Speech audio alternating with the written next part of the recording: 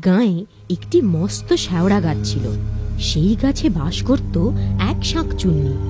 তার মনে বড় সাধ ছিল বামুনের ঘরের বউ হয়ে ঘর সংসার করে।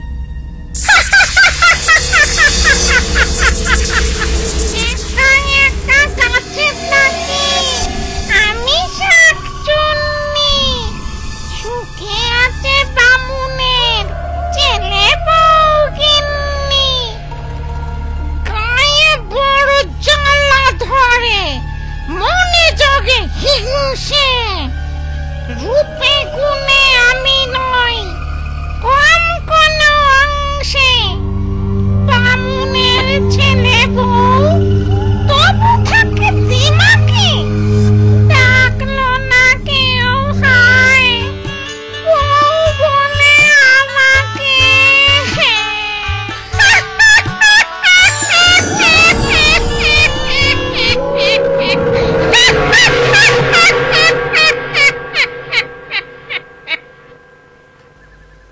বৌমা, পুকুর ঘাটের কাছে গরুটা বাঁধা আছে, ওকে এনে গোয়ালে রাখো।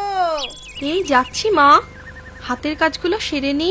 না না, দেরি করো না, বিকেল গড়িয়ে এলো, সন্ধে নামার আগে গরুটাকে গোয়ালে নিয়ে এসো। ঘরের কাজ আমি এগিয়ে রাখছি। ঠিক আছে, তাই যাই।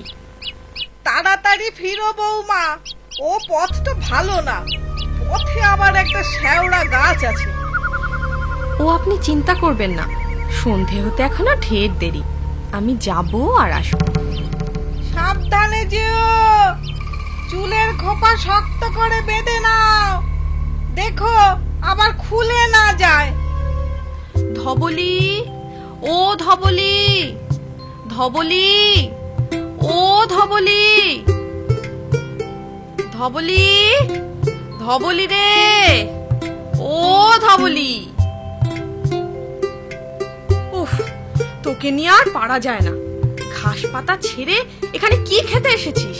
হ্যাঁ, লাঠির বাড়ি, ঘুষেরা দেখতে পেলে আর আস্ত রাখতো না। চল এখন গোয়ালে চল।